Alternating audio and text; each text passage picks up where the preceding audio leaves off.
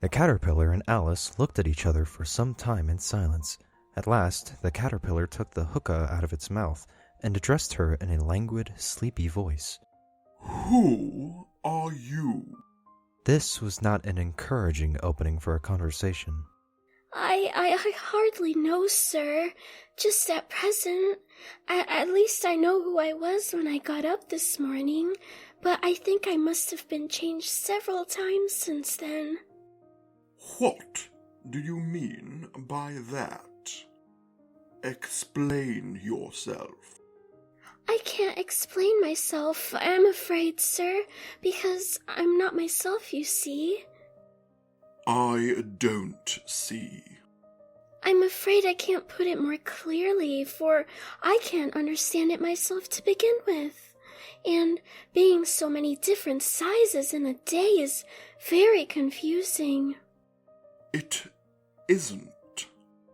Well, perhaps you haven't found it so yet, but when you have to turn into a chrysalis, you will someday, you know, and then after that into a butterfly. I think you'll find it a little queer, won't you?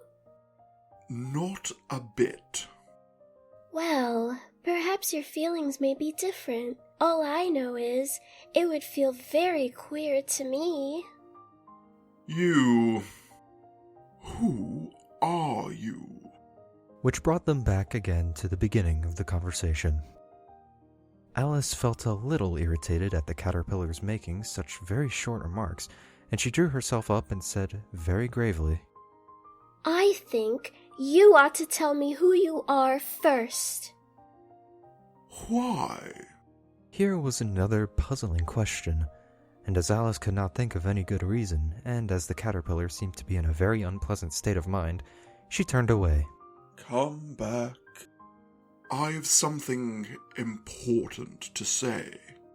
This sounded promising, certainly. Alice turned and came back again. Keep your temper. Is that all? Alice swallowed down her anger as well as she could. No. Alice thought she might as well wait, as she had nothing else to do, and perhaps after all it might tell her something worth hearing. For some minutes it puffed away without speaking, but at last it unfolded its arms and took the hookah out of its mouth again. So you think you're changed, do you?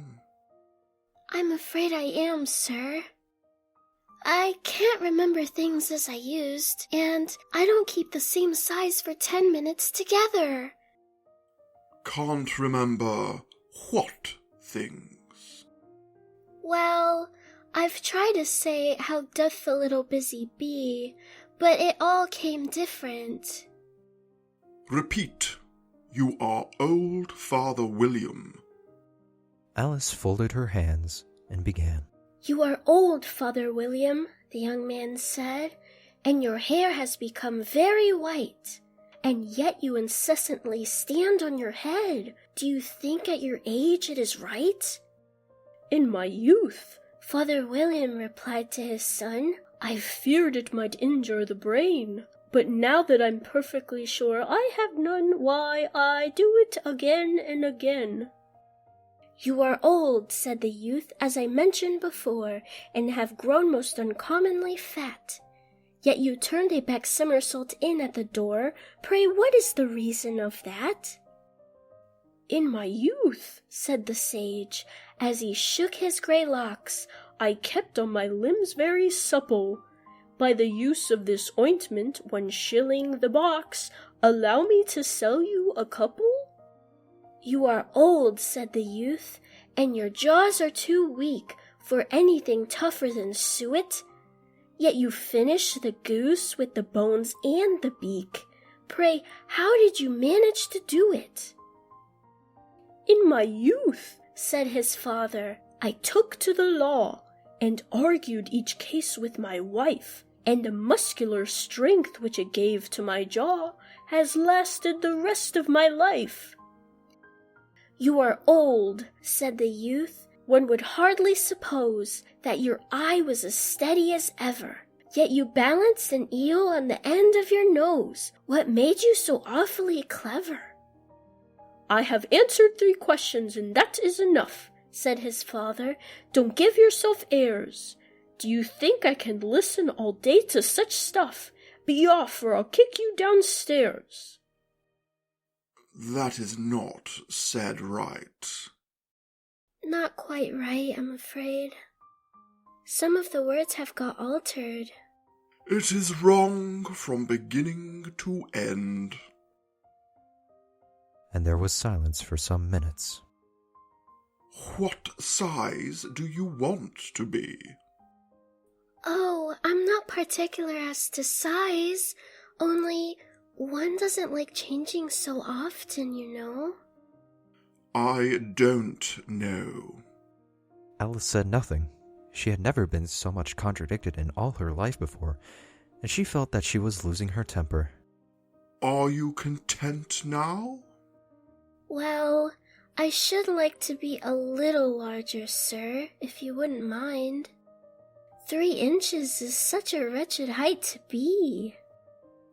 It is a very good height indeed, said the caterpillar angrily, rearing itself upright as it spoke. It was exactly 3 inches high. But I'm not used to it, pleaded poor Alice in a piteous tone, and she thought of herself. I wish the creatures wouldn't be so easily offended. You'll get used to it in time. The caterpillar put the hookah into its mouth and began smoking again. This time, Alice waited patiently until it chose to speak again. In a minute or 2, the caterpillar took the hookah out of its mouth and yawned once or twice and shook itself. Then it got down off the mushroom and crawled away in the grass. One side will make you grow taller, and the other side will make you grow shorter. One side of what? The other side of what? Of the mushroom. In another moment, it was out of sight. Alice remained looking thoughtfully at the mushroom for a minute, trying to make out which were the 2 sides of it, and as it was perfectly round, she found this a very difficult question. However, at last she stretched her arms around it as far as they would go and broke off a bit of the edge with each hand. And now, which is which? She nibbled a little of the right-hand bit to try the effect. The next moment she felt a violent blow underneath her chin. It had struck her foot.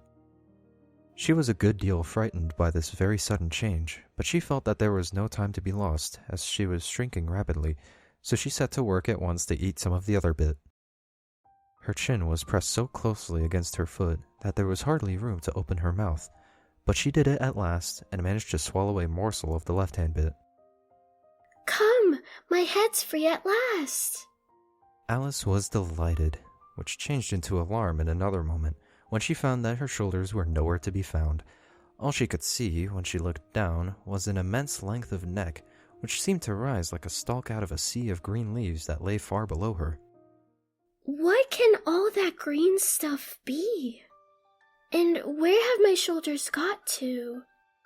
And, oh, my poor hands! How is it I can't see you? She was moving them about as she spoke, but no result seemed to follow, except a little shaking among the distant green leaves. As there seemed to be no chance of getting her hands up to her head, she tried to get her head down to them, and was delighted to find that her neck would bend about easily in any direction, like a serpent. She had just succeeded in curving it down into a graceful zigzag, and was going to dive in among the leaves, which she found to be nothing but the tops of the trees under which she had been wandering, when a sharp hiss made her draw back in a hurry.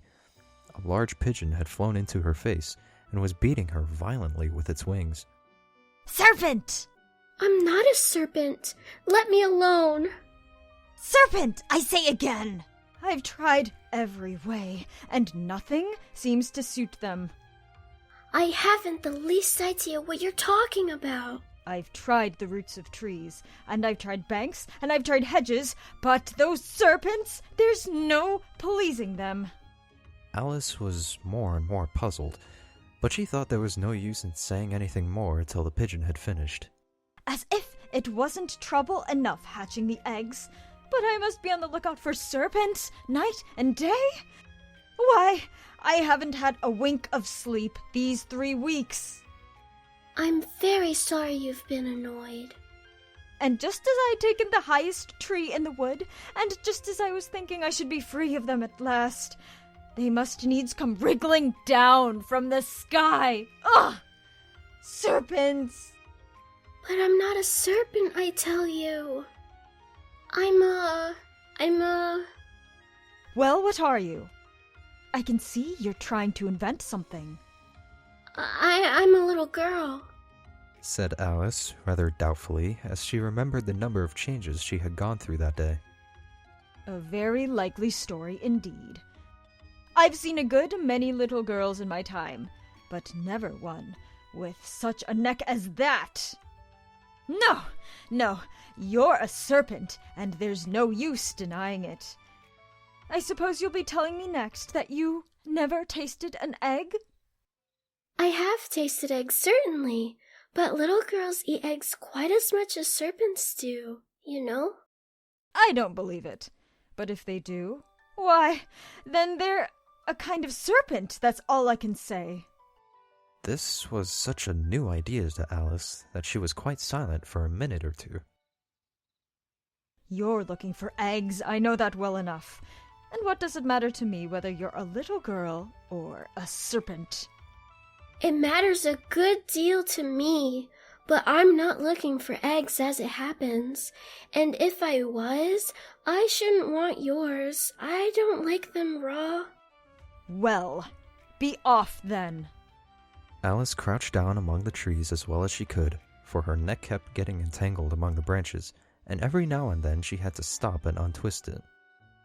After a while, she remembered that she still held the pieces of mushroom in her hands, and she set to work very carefully, nibbling first at one and then at the other, and growing sometimes taller and sometimes shorter, until she had succeeded in bringing herself down to her usual height.